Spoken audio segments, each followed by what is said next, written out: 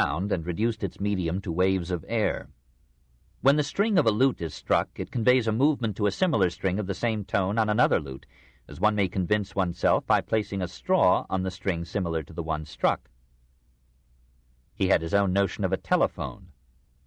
If you cause your ship to stop, and place the head of a long tube in the water, and place the other extremity to your ear, you will hear ships at a great distance from you. You can also do the same by placing the head of the tube upon the ground, and you will then hear anyone passing at a distance. But sight and light interested him more than sound.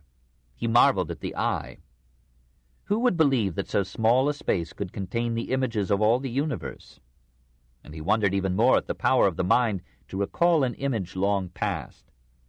He gave an excellent description of the means by which spectacles compensate for the weakening of the muscles of the eyes. He explained the operation of the eye by the principle of the camera obscura. In the camera and in the eye, the image is inverted because of the pyramidal crossing of the light rays that come from the object into the camera, or the eye. He analyzed the refraction of sunlight in the rainbow. Like Leon Battista Alberti, he had a good notion of complementary colors 4 centuries before the definitive work of Michel Chevreul. He planned, began, and left countless notes for a treatise on water. The movements of water captivated his eye and mind. He studied placid and turbulent streams, springs and falls, bubbles and foam, torrents and cloudbursts, and the simultaneous fury of wind and rain. Without water, he wrote, repeating Thales after 2100 years, nothing can exist among us. He anticipated Pascal's fundamental principle of hydrostatics, that the pressure exerted upon a fluid is transmitted by it. He noted that the liquids in communicating vessels keep the same level. Inheriting Milan's tradition of hydraulic engineering, he designed and built canals, suggested ways of conducting navigable canals under or over the rivers that crossed them, and proposed to free Florence from her need of Pisa as a port by canalizing the Arno from Florence to the sea. Leonardo was not a utopian dreamer, but he planned his studies and works as if he had a dozen lives to live. Armed with the great text of Theophrastus on plants, he turned his alert mind to natural history. He examined the system on which leaves are arranged about their stalks and formulated its laws. He observed that the rings in a cross-section of a tree trunk record the years of its growth by their number and the moisture of the year by their width. He seems to have shared several delusions of his time as to the power of certain animals to heal some human diseases by their presence or their touch. He atoned for this uncharacteristic lapse into superstition by investigating the anatomy of the horse with a thoroughness to which recorded history had no precedent. He prepared a special treatise on the subject, but it was lost in the French occupation of Milan. He almost inaugurated modern comparative anatomy by studying the limbs of men and animals in juxtaposition. He set aside the superannuated authority of Galen and worked with actual bodies. The anatomy of man he described not only in words but in drawings that excelled anything yet done in that field. He planned a book on the subject and left for it hundreds of illustrations and notes. He claimed to have dissected more than 30 human cadavers, and his countless drawings of the fetus, the heart, lungs, skeleton, musculature, viscera, eye, skull, and brain, and the principal organs in woman, support his claim. He was the first to give, in remarkable drawings and notes, a scientific representation of the uterus, and he described accurately the 3 membranes enclosing the fetus.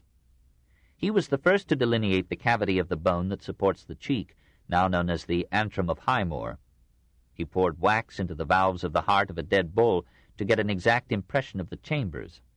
He was the first to characterize the moderator band, or catena, of the right ventricle. He was fascinated by the network of blood vessels. He divined the circulation of the blood, but did not quite grasp its mechanism. The heart, he wrote, is much stronger than the other muscles. The blood that returns when the heart opens is not the same as that which closes the valves. He traced the blood vessels, nerves, and muscles of the body with fair accuracy. He attributed old age to arteriosclerosis, and this to lack of exercise. He began a volume De Figura Humana on the proper proportions of the human figure as an aid to artists, and some of his ideas were incorporated in his friend Pacioli's treatise De Divina Proportione. He analyzed the physical life of man from birth to decay, and then planned a survey of mental life. Oh, that it may please God to let me also expound the psychology of the habits of man in such fashion as I am describing his body. Was Leonardo a great scientist? Alexander von Humboldt considered him the greatest physicist of the 15th century, and William Hunter ranked him as the greatest anatomist of his epoch. He was not as original as Humboldt supposed. Many of his ideas in physics had come down to him from Jean Buridan, Albert of Saxony, and other predecessors. He was capable of egregious errors, as when he wrote that no surface of water that borders upon the air will ever be lower than that of the sea. But such slips are remarkably few in so vast a production of notes on almost everything on the earth or in the sky. His theoretical mechanics were those of a highly intelligent amateur. He lacked training, instruments, and time. That he achieved so much in science, despite these handicaps and his labors in art, is among the miracles of a miraculous age. From his studies in so many fields, Leonardo rose at times to philosophy. O marvelous necessity!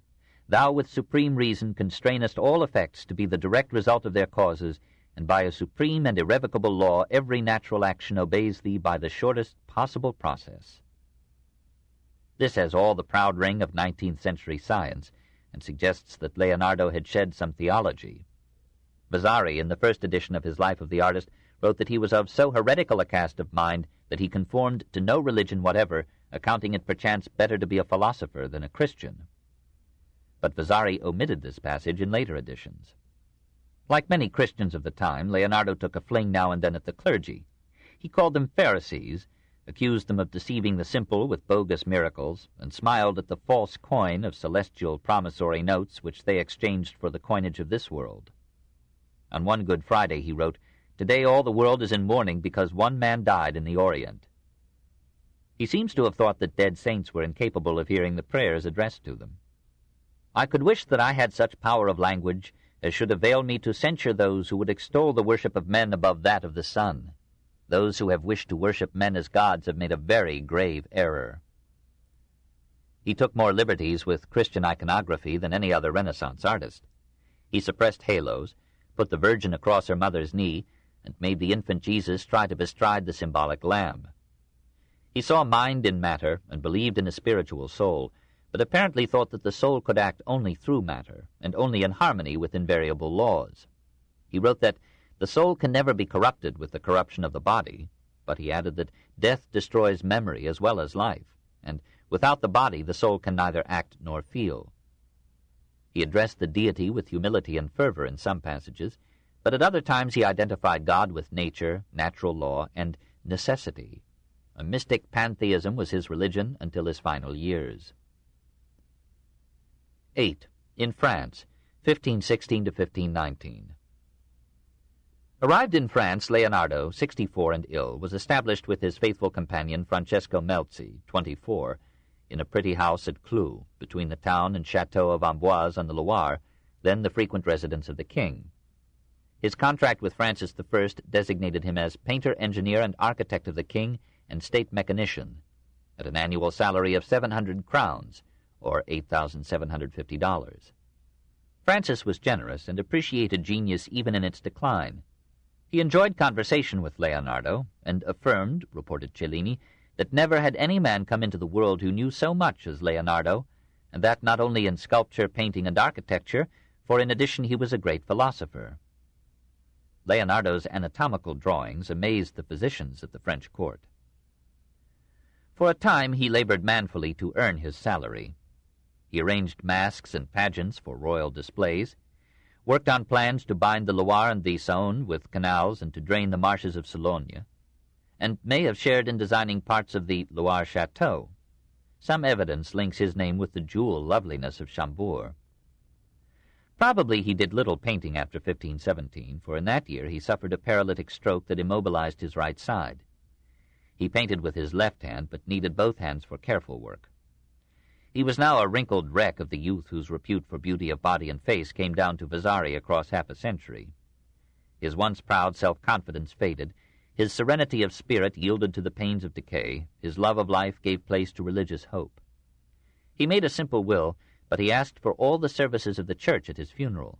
Once he had written, "As a day well spent makes it sweet to sleep, so a life well used makes it sweet to die." Vasari tells a touching story of how Leonardo died on May 2nd, 1519, in the arms of the king, but apparently Francis was elsewhere at the time.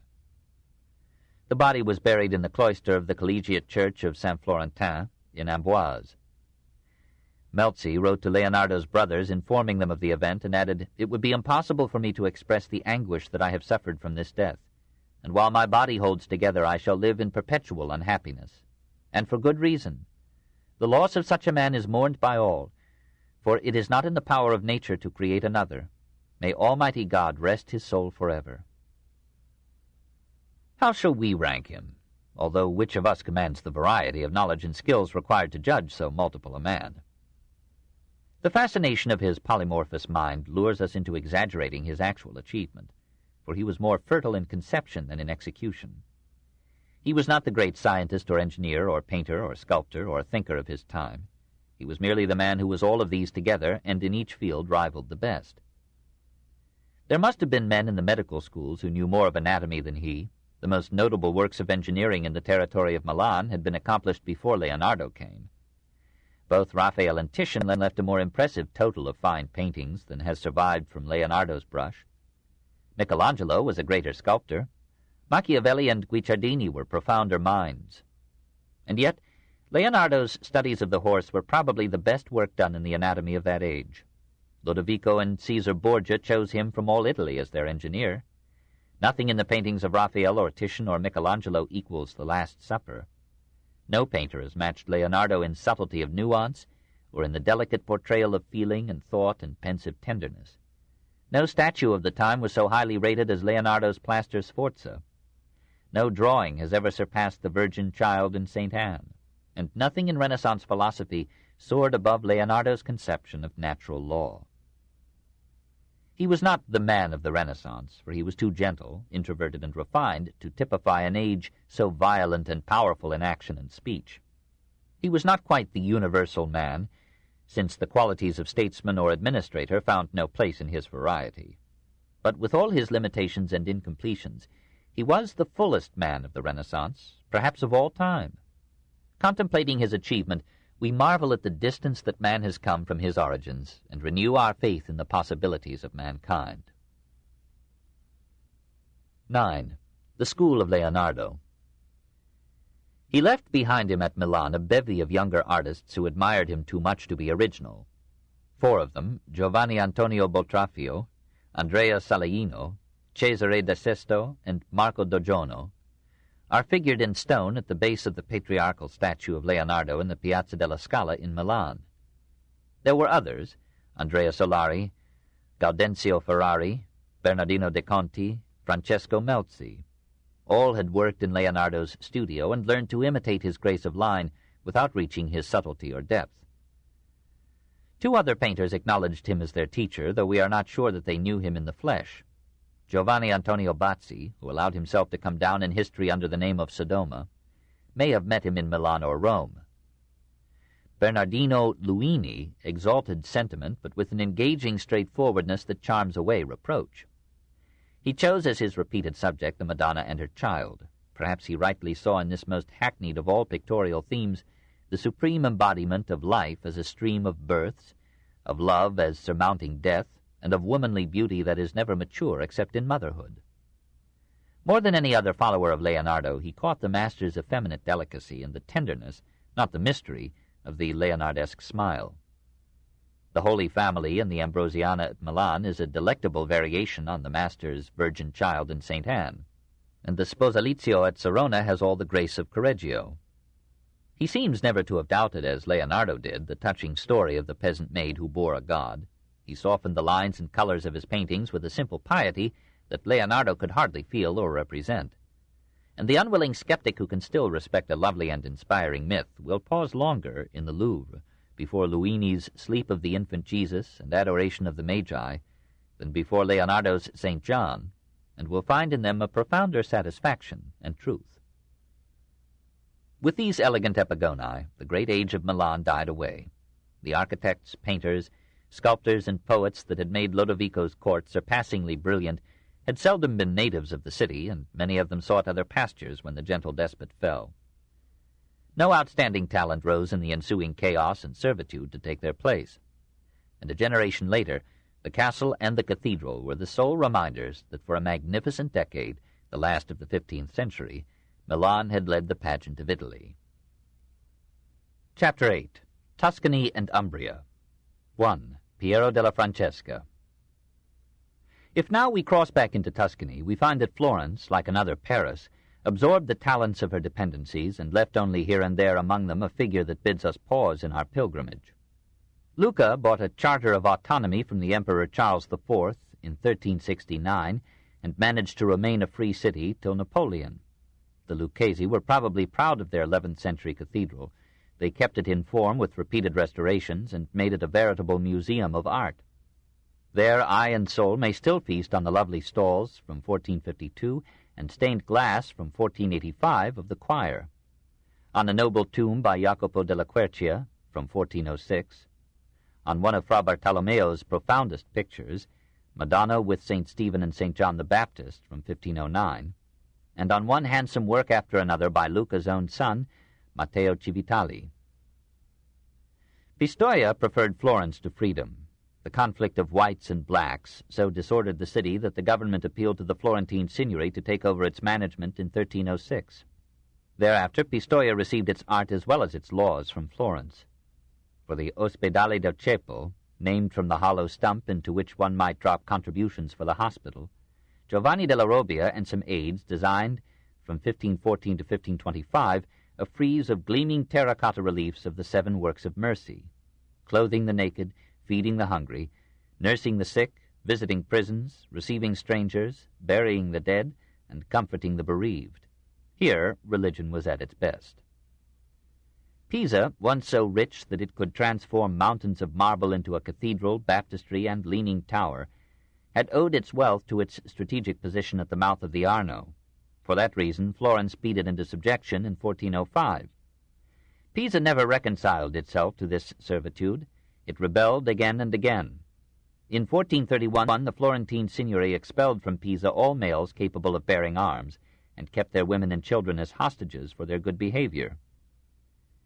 Pisa took advantage of the French invasion of 1495 to reassert its independence.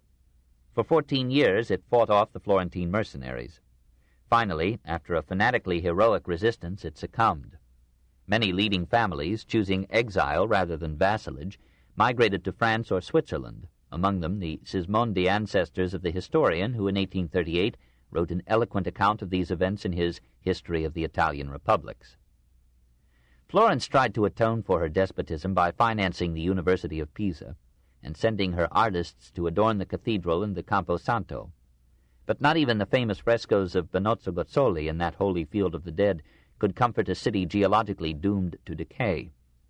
For the detritus of the Arno gradually and mercilessly advanced the shoreline, creating a new port at Livorno, or Leghorn, 6 miles away, and Pisa lost the commercial situation that had made its fortune and its tragedy. San Gimignano took its name from St. Geminian, who saved the incipient village from the hordes of Attila about 450. It rose to some prosperity in the 14th century, but its rich families divided into murderous factions and built the 56 fortress towers, now reduced to 13, that gave the town its fame as San Gimignano del Belle Torri. In 1353, the strife grew so violent that the town accepted with resigned relief its absorption into the Florentine dominion. Thereafter, life seems to have gone out of it. Domenico Ghirlandaio made the Santa Fina Chapel of the Collegiata famous with his finest frescoes, and Benozzo Gozzoli rivaled his Medici Chapel cavalcades with scenes from the life of St. Augustine in the church of Sant'Agostino. And Benedetto de Maiano carved superb altars for those shrines. But commerce took other routes, industry starved, stimulus died. San Gimignano remained becalmed in her narrow streets and disintegrating towers. And in 1928, Italy made the city a national monument, preserved as a half-living picture of medieval life. 40 miles up the Arno from Florence, Arezzo was a vital spot in the web of Florentine defense and trade. The signory itched and angled to control it. In 1384, Florence bought the city from the Duke of Anjou. Arezzo never forgot the indignity. It gave birth to Petrarch, Aretino, and Vasari, but failed to hold them, for its soul still belonged to the Middle Ages.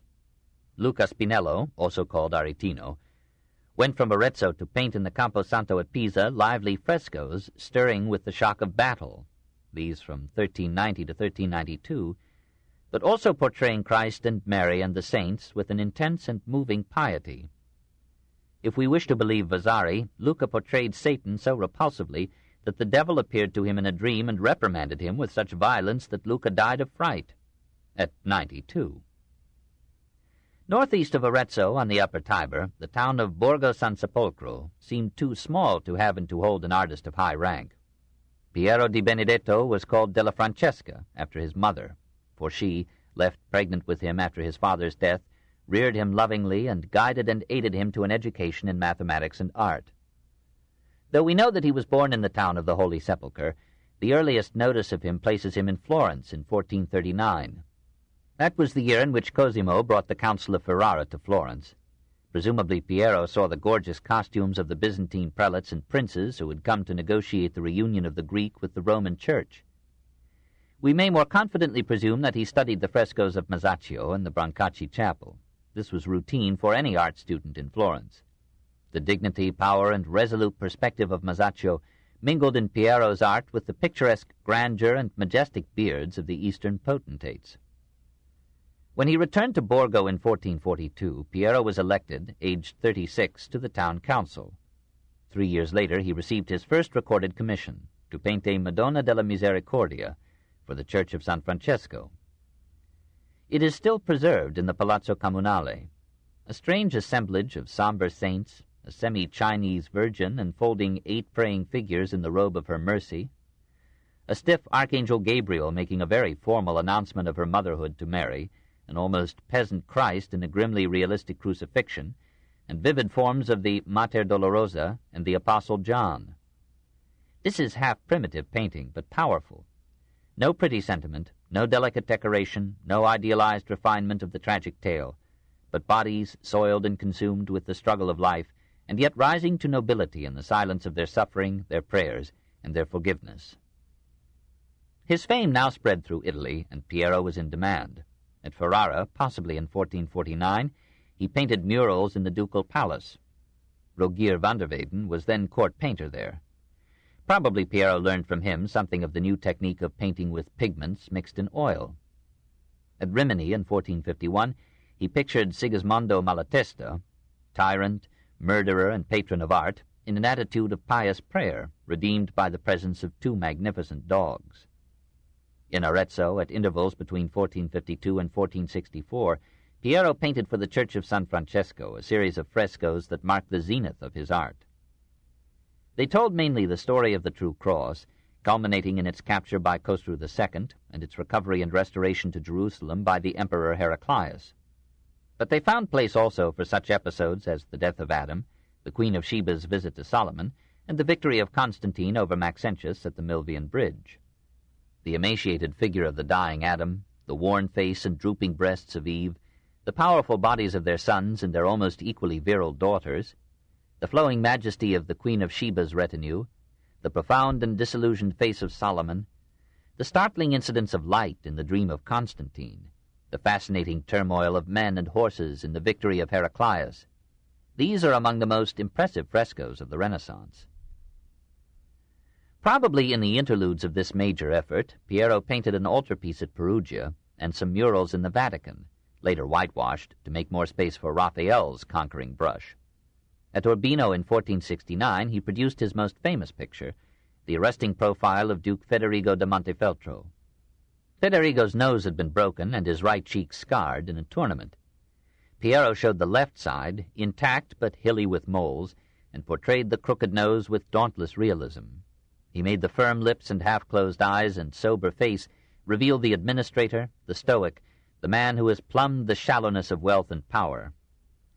We miss, however, in these features the refinement of taste that guided Federigo in organizing music at his court and collecting his celebrated library of classical and illuminated manuscripts. Paired with this portrait in the Uffizi diptych is a profile of Federigo's wife, Battista Sforza, a face almost Dutch and pale to sallowness, against a background of fields, hills, sky, and battlemented walls. On the obverse of the portraits, Piero painted 2 triumphs, one chariot drawing Federigo, the other Battista, in solemn state, both elegantly absurd. About 1480, Piero, now 64, began to suffer from eye trouble. Vasari thought he became blind, but apparently he could still draw well. In those declining years he wrote a manual of perspective and a treatise De Quinque Corporibus Regularibus, in which he analyzed the geometrical relations and proportions involved in painting. His pupil, Luca Pacioli, adopted Piero's ideas in his own book De Divina Proportione, and perhaps through this mediation Piero's mathematical ideas influenced Leonardo's studies in the geometry of art. The world has forgotten Piero's books and has rediscovered his paintings.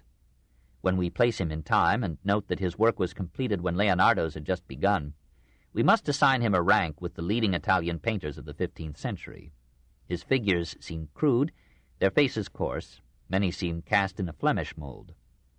What ennobles them is their quiet dignity, their grave mien and stately carriage, the restrained and yet dramatic force of their action. What transfigures them is the harmonious flow of the design, and above all the uncompromising faithfulness with which Piero's hand, disdaining idealization and sentimentality, has represented what his eye has seen and his mind has conceived. He lived too far from the intense centers of the Renaissance to attain the potential perfection or to exert the full influence of his art.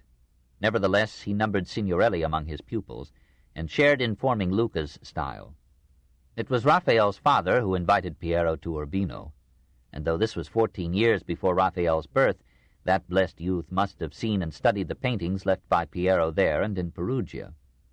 Melozzo da Forli learned from Piero something of strength and grace in design, and Melozzo's angel musicians in the Vatican recall those which Piero painted in one of his final works, the Nativity of the London National Gallery, even as Piero's angel choristers recall Luca della Robbia's Cantoria. So men hand down to their successors their heritage, their lore and codes and skills, and transmission becomes half the technique of civilization. 2. Signorelli. When Piero della Francesca was painting his masterpieces at Arezzo, Lazzaro Vasari, great-grandfather of the historian, invited a young art student, Luca Signorelli, to come and live in the Vasari home and study with Piero. Luca had first seen the light at Cortona, some 14 miles southeast of Arezzo, in 1441.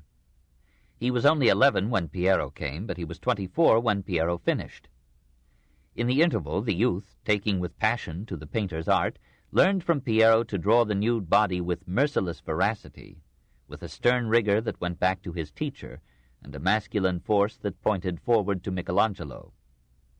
In the studio and the hospitals, under the gibbet, and in the cemeteries, he sought the human body, as naked as he could find it, and he asked of it not beauty but strength. He seems to have cared for nothing else. If he painted anything else, it was by impatient concession. And then, as often as not, he would use nude figures for incidental ornament. Like Michelangelo, he was not at home, if we may speak so carelessly, with female nudes. He drew them with scant success. And among males, he preferred not the young and fair, as Leonardo did and Sodoma, but the middle-aged man in the full development of musculature and virility. Carrying this passion with him, Signorelli moved about among the cities of central Italy, depositing nudes. After some early works in Arezzo and San Sepolcro, he moved on to Florence, circa 1475, and there painted and presented to Lorenzo the School of Pan, a canvas crowded with naked pagan gods.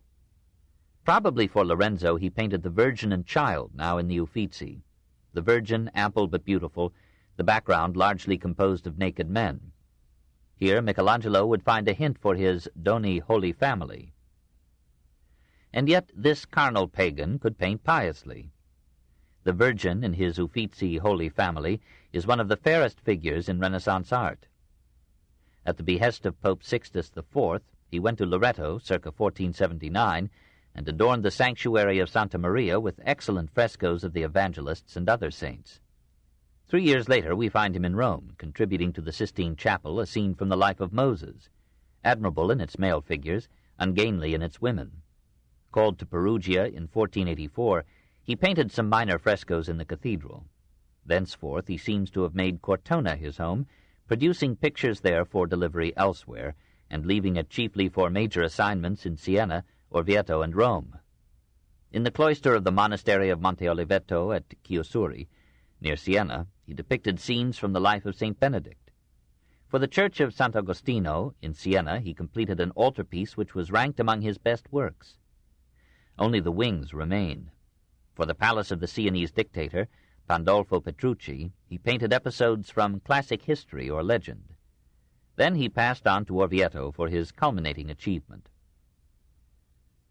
The cathedral council there had waited in vain for Perugino to come and decorate the chapel of San Brizio. It had considered and rejected Pinturicchio. Now, in 1499, it summoned Signorelli and bade him complete the work that Fra Angelico had begun in that chapel half a century before. It was the favorite altar in the great cathedral, for over it hung an old picture of the Madonna di San Brizio, who, the people liked to believe, could ease the pains of childbirth, keep lovers and husbands faithful, ward off the ague, and quiet a storm. Under the ceiling frescoes where Fra Angelico had pictured the Last Judgment in the full spirit of medieval hopes and fears, Signorelli painted similar themes: Antichrist, the end of the world, the resurrection of the dead, paradise, and the descent of the damned into hell. But these old themes were for him merely a frame, wherein to show the naked bodies of men and women in 100 different attitudes, and in 100 varieties of joy and pain. Not until Michelangelo's Last Judgment would the Renaissance see again such an orgy of human flesh. Bodies handsome or deformed, faces bestial or celestial, the grimaces of devils, the agony of the condemned sprayed by jets of fire, the torturing of one sinner by breaking his teeth and his thigh bone with a club. Did Signorelli delight in these scenes, or was he instructed to paint them as encouragement to piety? In any case, he pictured himself in a corner of the Antichrist, looking upon the melee with the equanimity of the saved. After spending 3 years on these frescoes, Signorelli returned to Cortona and painted a dead Christ for the church of Santa Margherita. It was about this time that tragedy overtook him in the violent death of his favorite son. When the corpse was brought to him, says Vasari, he caused it to be stripped, and with extraordinary fortitude, without shedding a tear, he made a drawing of the body, so that he might always behold in this work of his hands what nature had given him and cruel fortune had taken away. In 1508 a different misfortune came. With Perugino, Pinturicchio, and Sodoma, he was commissioned by Julius II to decorate the papal chambers in the Vatican. While their labors were progressing, Raphael arrived, and so pleased the Pope with his initial frescoes that Julius turned over all the rooms to him and dismissed the other artists. Signorelli was then 67, and perhaps his hand had lost its skill or steadiness. Nevertheless, 11 years later, he painted with success and acclaim an altarpiece commissioned by the Company of San Girolamo at Arezzo. When it was finished, the brothers of the company came to Cortona and carried this Madonna and saints on their shoulders all the way to Arezzo. Signorelli accompanied them and again lodged in the house of the Vasari. There Giorgio Vasari, a lad of 8, saw him and received from him long-remembered words of encouragement in the study of art. Once a youth of impetuous passion, Signorelli was now a kindly old gentleman, nearing 80, living in moderate prosperity in his native town, and honored by all. At the age of 83, he was elected for the last time to the governing council of Cortona. In that year, 1524, he died. Excellent scholars have thought that Signorelli's fame is inadequate to his deserts, but perhaps it exceeds them. He was a facile draftsman, who amazes us with his studies of anatomy, posture, perspective, and foreshortening, and amuses us with his use of human figures in composition and ornament. Sometimes in his Madonnas he reaches a note of tenderness, and the musician angels at Loreto have charmed discriminating minds. But for the rest, he was the apostle of the body as anatomy. He gave it no sensual softness, no voluptuous grace, no glory of color, no magic of light and shade. He seldom realized that the function of the body is to be the outward expression and instrument of a subtle and intangible spirit or character, and that the sovereign task of art is to find and reveal that soul through its veil of flesh. Michelangelo took from Signorelli this idolatry of anatomy, this loss of the end in the means, and in the Last Judgment of the Sistine Chapel he repeated on a larger scale the physiological frenzy of the Orvieto frescoes. But on the ceiling of that same chapel, and in his sculpture, he used the body as the voice of the soul. In Signorelli, painting passed at one step from the terrors and tenderness of medieval art to the strained and soulless exaggerations of Baroque. 3. Siena and Sodoma. In the 14th century, Siena had almost kept pace with Florence in commerce, government, and art. In the 15th, she exhausted herself with such fanatical factional violence as no other city in Europe could match. 5 parties, monti, or hills, the Sienese called them, ruled the city in turn. Each in turn was overthrown by revolution, and its more influential members, sometimes numbering thousands, were exiled. We may judge the bitterness of this strife from the oath the 2 of the factions swore to end it in 1494. An awed eyewitness describes them as gathering solemnly at the dead of night in separate aisles in their vast and dimly lit cathedral. The conditions of the peace were read, which took up 8 pages, together with an oath of the most horrible sort, full of maledictions and imprecations, excommunications, invocations of evil, confiscations of goods, and so many other woes that to hear it was a terror. Even in the hour of death no sacrament should save, but should rather add to the damnation of those who should break the conditions. So that I believe that never was made or heard a more awful or horrible oath. Then the notaries on either side of the altar wrote down the names of all the citizens, who swore upon the crucifix, of which there was one on each side. And every couple of the one or other faction kissed, and the church bells rang, and the Te Deum Laudamus was sung with the organs and the choir while the oath was being sworn. From this turmoil a dominant family emerged, the Petrucci. In 1497, Pandolfo Petrucci made himself dictator, took the title Il Magnifico, and proposed to give Siena the order, peace, and gentlemanly autocracy that had been the fortune of Florence under the Medici. Pandolfo was clever and always landed on his feet after any crisis, even eluding the vengeance of Caesar Borgia. He patronized art with some discrimination, but he so often resorted to secret assassination that his death in 1512 was celebrated with universal acclaim. In 1525, the desperate city paid the Emperor Charles V 15,000 ducats to take it under his protection. In the lucid intervals of peace, Sienese art had its final fling. Antonio Barile continued the medieval tradition of the wondrous carving of wood. Lorenzo di Mariano built in the church of Fonte Giusta a high altar of classic beauty. Jacopo della Quercia took his cognomen from a village in Siena's hinterland. His early sculptures were financed by Orlando Molevolti, who thus belied his name of Evil Faces. When Orlando was banished for taking the losing side in politics, Jacopo left Siena for Lucca in 1390, where he designed a stately tomb for Ilaria del Carretto. After competing unsuccessfully against Donatello and Brunellesco in Florence, he went on to Bologna and carved over and alongside the portal of San Petronio marble statues and reliefs which are among the finest sculptures of the Renaissance. These from 1425 to 1428. Michelangelo saw them there 70 years later, admired the vigor of the nude and virile figures, and found in them for a time inspiration and stimulus.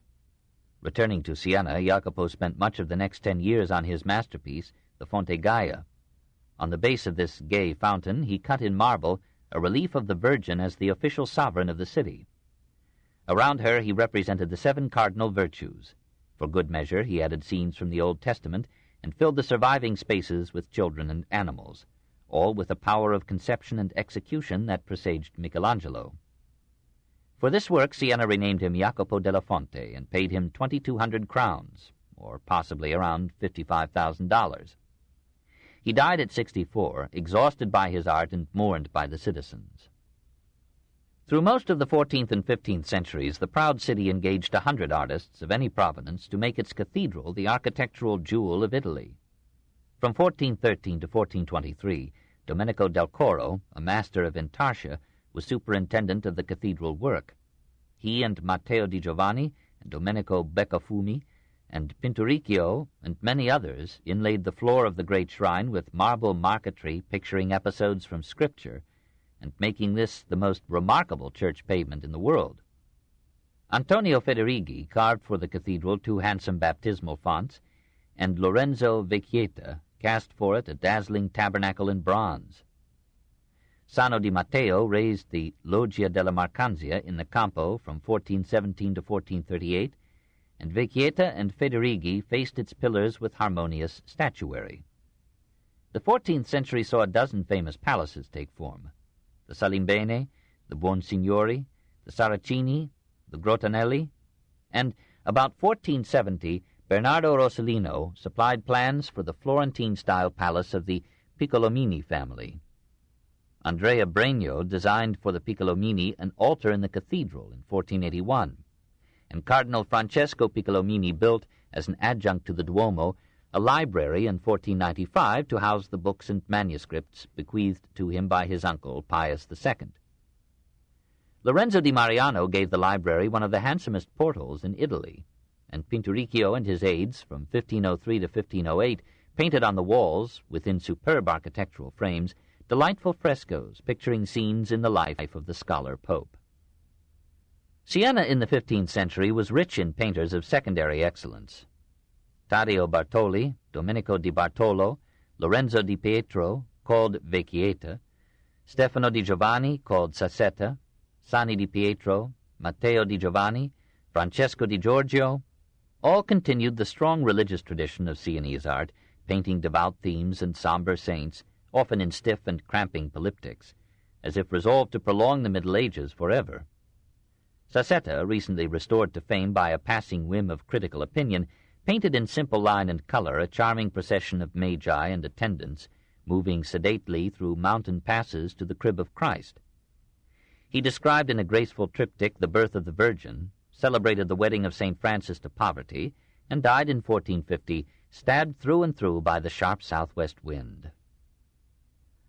Only toward the end of the century did Siena produce an artist whose name, for good or evil, rang through Italy.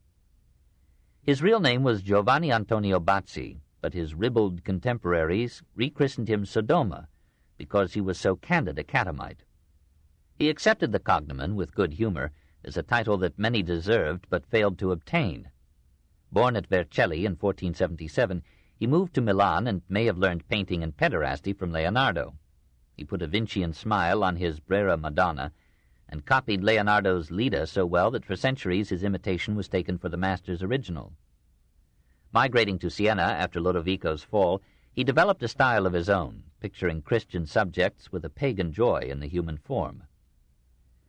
Perhaps it was during this first stay at Siena that Bazzi painted a powerful Christ at the column, about to be scourged, yet physically perfect.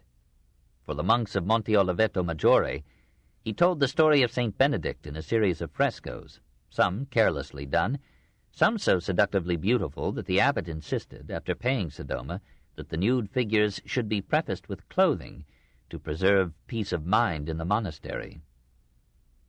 When the banker Agostino Chigi visited his native Siena in 1507, he took a fancy to Sodoma's work and invited him to Rome. This book is continued at this point on the other side of this cassette. Please reverse or turn the cassette over now.